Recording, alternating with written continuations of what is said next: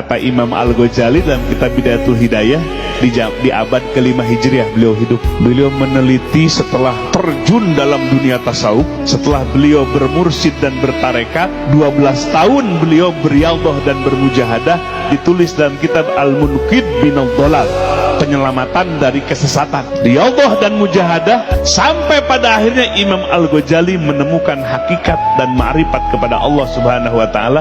Kemudian dia menelusuri penyakit-penyakit kolbu. Penyakit kolbu dipelajari, didapatkan, sehingga ketika itu Imam Al-Ghazali menyimpulkan ulama yang ada pada zamannya itu terbagi dalam 2 kelompok.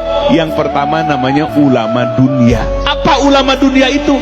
Kolbunya hanya pingin dunia, yuridu al-ajilata dalam Al-Quran, irodahnya, kehendaknya hanya dunia saja. Itulah ulama dunia. Walaupun yang diucapkan, walaupun yang diajarkan tentang agama, tapi melihat kolbunya hanya pingin dunia. Itu namanya ulama dunia, yang lebih jahat daripada Dajjal. Kalau Dajjal kafir jelas, tapi kalau ulama dunia ini penampilannya seperti ulama, tetapi hatinya busuk, ngajarin wirid hanya untuk dunia saja. Ada yang kedua, Imam Ghazali menyebutnya ulamaul akhirah, ulama akhirat. Itulah ulama pewaris Nabi. Ulama akhirat itu yang ngajak kepada Allah, mengajak hati umat kepada akhirat. Dunia ini akan kita tinggalkan.